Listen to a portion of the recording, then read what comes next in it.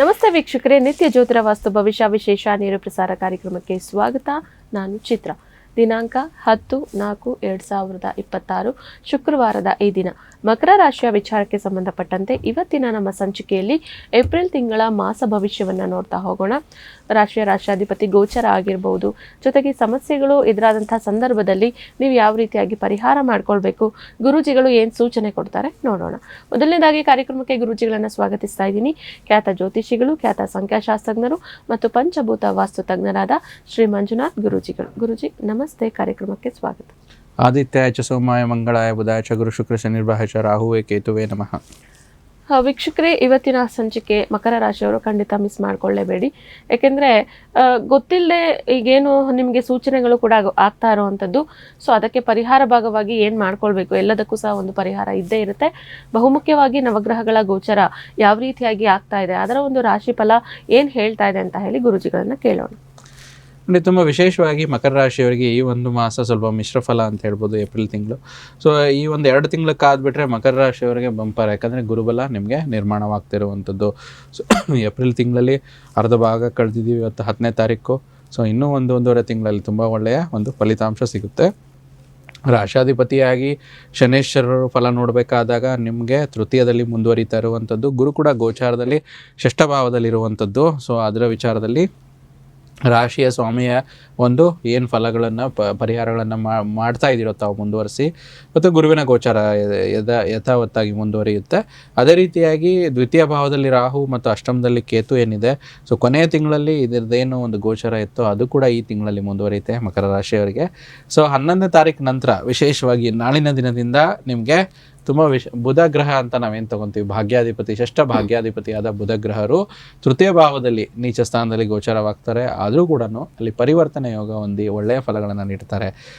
ಮತ್ತು 15ನೇ ತಾರೀಕು ನಂತರ ನಿಮಗೆ ಅಷ್ಟಮಾಧಿಪತಿಯಾದ ಸೂರ್ಯ ಭಗವಾನರು ಚತುರ್ಥ ಭಾವದಲ್ಲಿ ಉಚ್ಚ ಪರಿಸ್ಥಿತಿಯಲ್ಲಿ ಗೋಚರ ಆಗ್ತಿರುವಂಥದ್ದು ತುಂಬ ಒಳ್ಳೆಯ ವಿಚಾರ.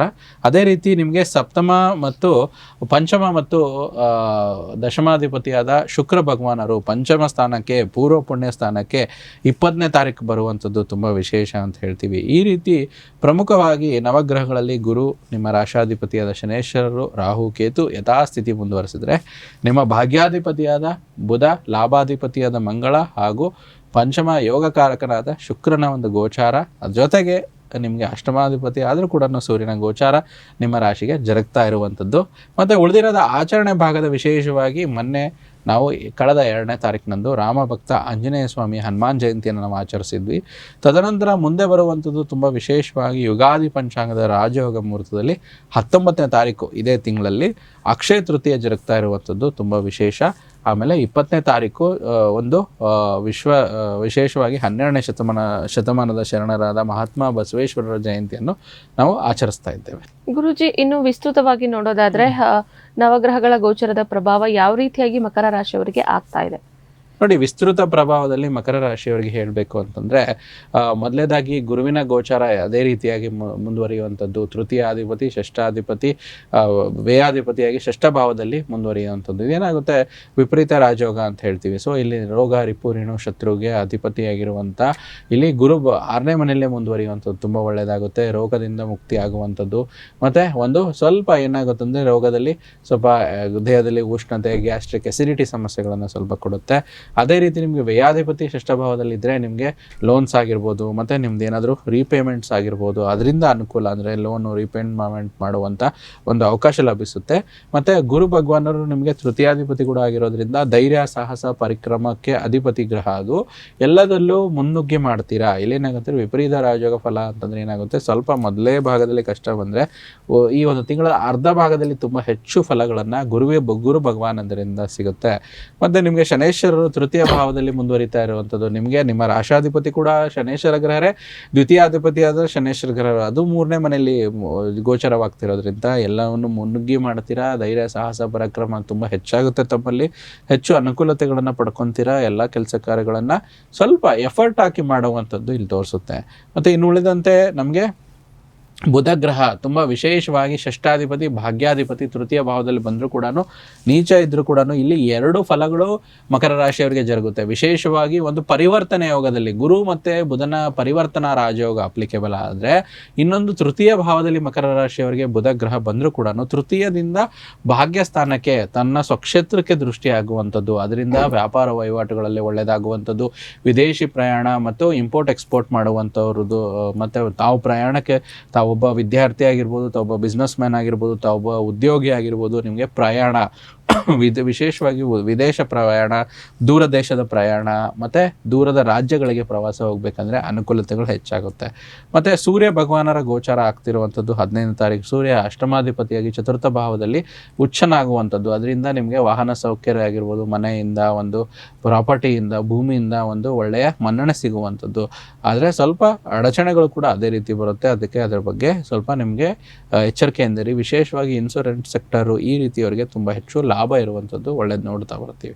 ಮತ್ತು ಯೋಗಕಾರಕನಾದ ಶುಕ್ರನ ಗೋಚಾರ, ಪಂಚಮಾಧಿಪತಿ ದಶಮಾಧಿಪತಿ ಶುಕ್ರ ಪಂಚಮ ಸ್ಥಾನಕ್ಕೆ ಬರುವಂಥದ್ದು, ಪೂರ್ವ ಪುಣ್ಯ ಸ್ಥಾನಕ್ಕೆ ಬರುವಂಥದ್ದು. ಪಂಚಮಾಧಿಪತಿ ಪಂಚಮಕ್ಕೆ ಬಂದರೆ ವಿದ್ಯಾರ್ಥಿಗಳಿಗೆ ಲಾಭ, ಮತ್ತು ನಿಮಗೆ ಕ್ರಿಯೇಟಿವ್ ಇಂಟೆಲಿಜೆನ್ಸು, ನಾಲೆಜು ಮತ್ತು ಹೊಸ ಒಂದು ಕಲಿಕೆ ಮಾಡ್ಕೊಳ್ಳುವಂಥದ್ದು ತುಂಬ ಒಳ್ಳೆಯದಂತ ಹೇಳ್ತೀವಿ. ದಶಮಾಧಿಪತಿ ಕೂಡ ಅವನೇ ಆಗ್ತಾನೆ. ಕೆಲಸದಲ್ಲಿ ಬದಲಾವಣೆ, ಕೆಲಸದಲ್ಲಿ ಇರೋ ಕೆಲಸದಲ್ಲಿ ಒಂದು ಕ್ರಿಯೇಟಿವಿಟಿ ಮಾಡ್ಕೊಳ್ಳುವಂಥದ್ದು, ಮತ್ತು ಒಂದು ಸ್ವಲ್ಪ ಇನ್ಕ್ರಿಮೆಂಟು ಕೆಲಸ ನಡೀತಾ ಇರೋಂಥರಲ್ಲಿ ಇದು ಶುಕ್ರನಿಂದ ಅನುಕೂಲ ಲಭ್ಯತೆ ತಂದು ಕೊಟ್ಟರೆ, ನಿಮಗೆ ಚತುರ್ಥಾಧಿಪತಿ ಅಂದರೆ ನಿಮಗೆ ವಾಹನ ಸುಖ ಸೌಕರ್ಯಕ್ಕೆ ಕಾರಕನಾದ ಮಂಗಳ ಗ್ರಹ ಮತ್ತು ಲಾಭಾಧಿಪತಿಯಾದ ಮಂಗಳ ಗ್ರಹ ತೃತೀಯ ಭಾವದಲ್ಲಿ ಬರೋದ್ರಿಂದ ಎಲ್ಲವನ್ನೂ ನೀವು ಕಷ್ಟಪಟ್ಕೊಂಡು ಎಫರ್ಟ್ ಹಾಕ್ಕೊಂಡು ನೀವು ಪ್ರಯತ್ನ ಪಟ್ಟು ನೀವು ಒಂದು ಭೂಮಿ ತಗೊಳ್ಳುವಂಥದ್ದಾಗಿರ್ಬೋದು, ಒಂದು ಮನೆ ಖರೀದಿ ಆಗಿರ್ಬೋದು, ಮತ್ತು ಒಂದು ಸ್ನೇಹಿತರಿಂದ ಸಹಾಯ ಸಿಗುವಂಥದ್ದು. ಯಾಕಂದರೆ ಲಾಭ ಸ್ಥಾನ ಅಂತಂದರೆ ನಾವು ಮಿತ್ರರು, ಸ್ನೇಹಿತರು ಮತ್ತು ನಿಮಗೆ ವೆಲ್ ವಿಷರ್ಸ್ ಅಂತ ತಗೊತೀವಿ, ಅವರಿಂದ ನಿಮಗೆ ಸಪೋರ್ಟ್ ಸಿಗುತ್ತೆ. ಇದು ಮಂಗಳನ ಒಂದು ಗೋಚಾರದಿಂದ ವಿಸ್ತೃತವಾಗಿ ಇದು ಅನುಕೂಲವಾಗುವಂಥದ್ದು. ಅಲ್ಲಿಗೆ ಈ ರೀತಿ ಆದರೆ, ಮತ್ತು ದ್ವಿತೀಯದಲ್ಲಿ ರಾಹು ಯಥೇಚ್ಛವಾಗಿ ಮುಂದುವರಿಯೋದ್ರಿಂದ ಮಾತಿನಲ್ಲಿ ಸ್ವಲ್ಪ ಬಲ ಮತ್ತು ಟೆಕ್ನಾಲಜಿ, ಎಲೆಕ್ಟ್ರಾನಿಕ್ಸ್ ರಿಲೇಟೆಡ್ ಗ್ರೋತ್ ಆಗುತ್ತೆ. ಸೊ ಈ ರೀತಿ ಒಂದು ಗ್ರಹಗಳ ವಿಸ್ತೃತ ಗೋಚಾರ ಪ್ರಭಾವ ಮಕರ ರಾಶಿಯವರಿಗೆ ಒಂದು ಒಳ್ಳೆಯ ಫಲಗಳನ್ನು ನೀಡ್ತಾ ಇದೆ. ಗುರುಜಿ, ವಿಸ್ತೃತ ಪ್ರಭಾವದ ಜೊತೆಗೆ ರಾಶಿಯ ರಾಷ್ಟ್ರಾಧಿಪತಿ ಗೋಚರ ಯಾವ ಮಟ್ಟದಲ್ಲಿ ಆಗ್ತಾ ಇದೆ? ಸೊ ಅನುಕೂಲತೆಗಳು ಎಷ್ಟು ಮಟ್ಟಿಗೆ ಮಕರ ರಾಶಿಯವರು ಸಿದ್ಧಿಸ್ಕೊಳ್ತಾ ಇದ್ದಾರೆ ಏಪ್ರಿಲ್ ತಿಂಗಳಿನಲ್ಲಿ? ಇದು ಹೇಗಿದೆ ಗುರುಜಿ? ನೋಡಿ, ರಾಶಾಧಿಪತಿಯ ಗೋಚರ ತೃತೀಯ ಭಾವದಲ್ಲಿ ಧೈರ್ಯ, ಸಾಹಸ, ಪರಾಕ್ರಮಕ್ಕೆ ಅಧಿಪತಿಯಾಗಿರುವಂಥ ಶನೇಶ್ವರ ಗ್ರಹರು ಒಂದು 3ನೇ ಮನೆಯಲ್ಲಿ ಗೋಚರ ಆಗ್ತಿರುವಂಥದ್ದು ತುಂಬ ಒಳ್ಳೆಯದು ಅಂತ ಹೇಳ್ತೀವಿ. ಅದೇ ರೀತಿ ಬುಧನ ಗೋಚಾರ, ಬುಧ ನಿಮಗೆ ಭಾಗ್ಯಾಧಿಪತಿಯಾಗಿ ವಿಶೇಷವಾಗಿ 3ನೇ ಮನೆಯಲ್ಲಿ ಗೋಚಾರ ಆಗ್ತಿರುವಂಥದ್ದು. ನೀಚನಾದರೂ ಕೂಡ ಸ್ವಕ್ಷೇತ್ರಕ್ಕೆ ದೃಷ್ಟಿ ಬಿಡೋದ್ರಿಂದ ನಿಮಗೆ ಭಾಗ್ಯಗಳು ಉದಯ ಆಗುವಂಥದ್ದು ಮತ್ತು ಪ್ರಯಾಣಕ್ಕೆ ತುಂಬ ಅನುಕೂಲತೆಗಳನ್ನು ಕೊಡುವಂಥದ್ದು. ಇನ್ನು ಪಂಚಮಕ್ಕೆ ಪಂಚಮಾಧಿಪತಿಯಾದ ಶುಕ್ರ ಗ್ರಹರು ಬರೋದ್ರಿಂದ ಏನಾಗುತ್ತೆ, ಶುಕ್ರ ಬಂದು ಆರ್ಟಿಸ್ಟ್ ಅಂತ ಹೇಳ್ತೀವಿ. ಸೊ ಆರ್ಟಿಸ್ಟ್ ಯಾರು ಕೆಲಸ ಮಾಡ್ತಾ ಇದ್ದೀರ, ಸಂಗೀತ, ನಾಟಕ, ಚಲನಚಿತ್ರ ಕ್ಷೇತ್ರದವರಿಗೆ, ಆರ್ಟ್ಗೆ ಕಲೆಗೆ ಸಂಬಂಧಪಟ್ಟಂಥ ಕೆಲಸಗಾರರಿಗೆ ತುಂಬ ಒಳ್ಳೆಯದಾಗುತ್ತೆ. ಕಿರುತೆರೆ, ಬೆಳ್ಳಿತೆರೆ ಮತ್ತು ಜಾನಪದ ಕಲಾವಿದರಿಗೆ ಪಂಚಮ ಶುಕ್ರ ನಿಮಗೆ ಸಂಪತ್ತಿಗೆ ನೆರವಾಗ್ತಾರೆ. ಸೊ ಸೌಂದರ್ಯದ ಉಪಕರಣಗಳಿಗೆ, ಕಾಮೋತ್ತೇಜನ ಉಪಕರಣಗಳಿಗೆ ಶುಕ್ರನೇ ಕಾರಣ ಆಗಿರೋದ್ರಿಂದ ಪ್ರಸೂತಿ, ಹಾಸ್ಪಿಟಲ್ಲು, ಒಂದು ಗೈನಕಾಲಜಿಸ್ಟು, ಯಾರು ಗರ್ಭಿಣಿಯರಿದ್ದೀರಾ, ಯಾರು ಬಾಣ್ತಿ ಇದ್ದೀರಾ ಅವರಿಗೆ ಶುಕ್ರನ ಪ್ರಾಬಲ್ಯ ಪುಷ್ಟಿ ಕೊಡುತ್ತೆ ಮತ್ತು ಸ್ನೇಹಿತರಿಂದ ಒಂದು ಸಂಪತ್ತು ಪ್ರಾಪ್ತಿ ಆಗುತ್ತೆ ಮಕರ ರಾಶಿಯವರಿಗೆ. ಮತ್ತು ಹೆಂಡತಿಯಿಂದ ನಿಮಗೆ ಆಸ್ತಿ ಕೈ ಸೇರುವಂಥ ಸಾಧ್ಯತೆ ಹೆಚ್ಚು. ಅಮ್ಮನವರ ಆರಾಧನೆ ಮಾಡೋದ್ರಿಂದ ಇನ್ನಷ್ಟು ಧನ ಆಗಮನ ಪ್ರಾಪ್ತಿ ಮಕರ ರಾಶಿಯವರಿಗೆ ಸಿಗುತ್ತೆ. ಮತ್ತು ರಸ ಪದಾರ್ಥಗಳು, ಕೆಮಿಕಲ್ ವಿಚಾರದಲ್ಲಿ ತುಂಬ ಒಳ್ಳೆಯದಾಗುತ್ತೆ. ಈ ಆಯಿಲು ಮತ್ತು ಆಯಿಲ್ಗೆ ಸಂಬಂಧಪಟ್ಟಂಥ ವ್ಯಾಪಾರಗಳಲ್ಲಿ ತುಂಬ ಒಳ್ಳೆಯದು. ಶನಿ ಬಂದು ಆಯಿಲ್ ಸೂಚಕ ಆಗಿರುವಂಥದ್ದು. ಭೂಮಿಯ ಕೆಳಗಡೆ ಆಯಿಲ್ ಇರೋದ್ರಿಂದ ಆ ಒಂದು ಕಚ್ಚಾ ತೈಲ ಅಂತ ಹೇಳ್ತೀವಿ, ಆ ಕಚ್ಚಾ ತೈಲ ವ್ಯಾಪಾರಗಳಿಗೆ ಒಳ್ಳೆಯದಾಗುತ್ತೆ. 9ನೇ ಮನೆ ಅಧಿಪತಿ ಬುಧ ಇಲ್ಲೇನಾಗುತ್ತೆ, 3ನೇ ಮನೆಯಿಂದ 9ನೇ ಮನೆಗೆ ದೃಷ್ಟಿ ಬಿಡೋದ್ರಿಂದ ನಿಮಗೆ ಸ್ವಲ್ಪ ಸುಂದರ ತಾಣಗಳ ಒಂದು ಪ್ರವಾಸ ಹೋಗುವಂಥದ್ದು. ಮತ್ತು ಇಲ್ಲಿ ಶುಕ್ರ ಕೂಡ ಸ್ವಕ್ಷೇತ್ರಕ್ಕೆ ಬಂದು ಬುಧ ತೃತೀಯದಲ್ಲಿ ಬಂದಾಗ ಸ್ವಲ್ಪ ಮಾಡ್ಲಿಂಗ್ ಮಾಡುವಂಥವ್ರು, ಜಾಹೀರಾತು, ಡಿಜಿಟಲ್ ಮಾರ್ಕೆಟಿಂಗ್ ಮಾಡುವಂಥವ್ರ ಸಂಪತ್ತು ಹೆಚ್ಚು ಪ್ರಾಪ್ತಿಯಾಗುತ್ತೆ. ಸೊ ಮತ್ತು ವಿಶೇಷವಾಗಿ ಗೋವಿನಿಂದ ಅಭಿವೃದ್ಧಿ, ವಾಹನದಿಂದ ಯೋಗ, ವಾದ್ಯಕರು, ಕಲಾವಿದರು, ಮತ್ತು ಒಂದು ಪಂಚಮದಲ್ಲೇ ಶುಕ್ರ ಇರೋದರಿಂದ ರತ್ನ, ಪರಿಮಳ ಮತ್ತು ಪರಿಮಳ ದ್ರವ್ಯ, ವಜ್ರ, ಅಲಂಕಾರ ವಸ್ತುಗಳು, ಮತ್ತು ವಿಶೇಷವಾಗಿ ಶುಕ್ರ ಜಲತತ್ವಕ್ಕೆ ಸಂಬಂಧಪಟ್ಟಂಥ ವಿಚಾರದಲ್ಲಿ ನೀರಿಗೆ ಸಂಬಂಧಪಟ್ಟಂಥ ವ್ಯವಹಾರಗಳು ತುಂಬ ಚೆನ್ನಾಗಾಗುತ್ತೆ.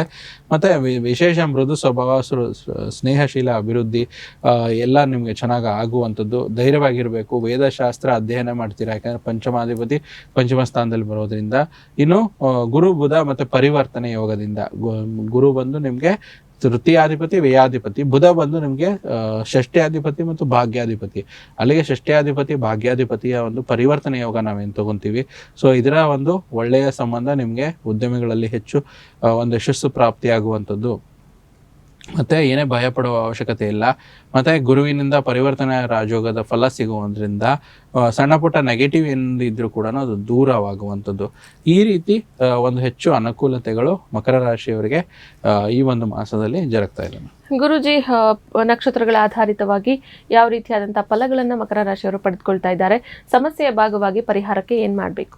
ನೋಡಿ, ವಿಶೇಷವಾಗಿ 3 ಪ್ರಮುಖ ನಕ್ಷತ್ರಗಳು ಉತ್ತರಾಷಾಢ, ಶ್ರವಣ, ಧನಿಷ್ಠ ಅಂತ ಹೇಳ್ತೀವಿ. ಉತ್ತರಾಷಾಢ ನಕ್ಷತ್ರದವರು ಸ್ವಲ್ಪ ಯಾವುದೇ ಒಂದು ನಕಾರಾತ್ಮಕ ಸಿಚುವೇಶನ್, ನೆಗೆಟಿವ್ ಸಿಚುವೇಶನ್ಸ್ ನಿಮ್ಮ ಸುತ್ತ ಸುಳಿದ್ರು ಕೂಡ ಅದನ್ನು ಸಾಲ್ವ್ ಮಾಡಿಕೊಂಡು ಮುಂದುವರಿಯುವಂಥದ್ದು ಇಂಪ್ರೂವ್ಮೆಂಟ್ನ ಒಂದು ಭಾಗ ಅಂತ ಹೇಳ್ತೀವಿ. ಶ್ರವಣ ನಕ್ಷತ್ರದವರು ನಿಮಗೆ ಒಂದು ಒಳ್ಳೆಯ ಸಮಯ ಇರುವಂಥದ್ದು, ಅದನ್ನು ಸ್ನೇಹಿತರ ಜೊತೆ ಹಂಚ್ಕೊಳ್ತೀರಾ, ಅದು ಒಳ್ಳೆಯದು. ಮತ್ತು ಧನಿಷ್ಠ ನಕ್ಷತ್ರ ಮಕರ ರಾಶಿಯವರಿಗೆ ಏನಾದರೂ ಸ್ವಲ್ಪ ಹೆಲ್ತ್ ಇಶ್ಯೂಸ್, ಸಣ್ಣ ಪುಟ್ಟ ಹೆಲ್ತ್ ಇಶ್ಯೂಸ್ ಆಗುವಂಥದ್ದು. ಮತ್ತು ಬಿಸ್ನೆಸ್ಗೆ ಸಂಬಂಧಪಟ್ಟಂಥ ಒಂದು ಏನೇ ಒಂದು ಡೀಲ್ಗಳಿದ್ರು ಕೊನೆಯ ಮೂಮೆಂಟಲ್ಲಿ ಸ್ವಲ್ಪ ಕ್ಯಾನ್ಸಲ್ ಆಗುವಂಥದ್ದು, ಎಚ್ಚರಿಕೆಯಿಂದ ಇರಬೇಕು. ಅದನ್ನು ಸ್ವಲ್ಪ ಡಿಪ್ಲೊಮಸಿಯಿಂದ ಒಳ್ಳೆ ರೀತಿ ಹ್ಯಾಂಡಲ್ ಮಾಡಿದ್ರೆ ಸರಿ ಹೋಗುತ್ತೆ. ಮತ್ತು ಪರಿಹಾರಗಳಂತ ನೋಡಿದಾಗ ಆದಷ್ಟು ಒಂದು ತಾಯಿ ಅಥವಾ ಸೀನಿಯರ್ ಸಿಟಿಜನ್ಸ್ಗೆ ಸ್ವಲ್ಪ ಹೆಚ್ಚು ಮರ್ಯಾದೆ ಕೊಡಿ. ಈ ರೀತಿ ಮಂತ್ರ: ಓಂ ರೀಂ ಶ್ರೀಂ ಕ್ಲೀಂ ಧನಲಕ್ಷ್ಮಿಯೇ ನಮಃ. ಓಂ ರೀಂ ಶ್ರೀಂ ಕ್ಲೀಂ ಧನಲಕ್ಷ್ಮಿಯೇ ನಮಃ.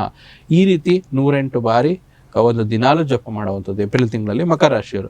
ಮತ್ತು ಲಕ್ಷ್ಮೀ ದೇವಸ್ಥಾನ, ಮಹಾಲಕ್ಷ್ಮಿ ದೇವಸ್ಥಾನಕ್ಕೆ ಶುಕ್ರವಾರ ದರ್ಶನ ಮಾಡಿ ಒಂದು ಬಿಳಿ ಕಮಲದ ಹೂಗಳನ್ನು ನೀಡೋದ್ರಿಂದ ತುಂಬ ಒಳ್ಳೆಯದಾಗುತ್ತೆ. ಸೊ ರೀತಿ ಮಾಡ್ಕೊಳ್ಳಿ. ಮತ್ತು ಆದಷ್ಟು ಒಂದು ಕರೆದಿಟ್ಟಿರುವಂಥ ಪದಾರ್ಥಗಳನ್ನ ಇದನ್ನು ಅವಾಯ್ಡ್ ಮಾಡ್ಕೊಳ್ಳಿ. ಇದು ಒಂದು ಮುಖ್ಯವಾದ ಸೂಚನೆ ಮಕರ ರಾಶಿಯವರಿಗೆ ಇರುವಂಥದ್ದು. ನೋಡಿದ್ರಲ್ಲ ವೀಕ್ಷಕರೇ, ಮಕರ ರಾಶಿಯವರು ಇವತ್ತಿನ ಸಂಚಿಕೆಯಲ್ಲಿ ಕಂಪ್ಲೀಟ್ ಆಗಿ ಏನೇನು ಸೂಚನೆ ಕೊಟ್ಟಿದ್ದಾರೆ ಗುರೂಜಿಗಳು, ಖಂಡಿತ ಅದನ್ನು ಫಾಲೋ ಮಾಡಿ.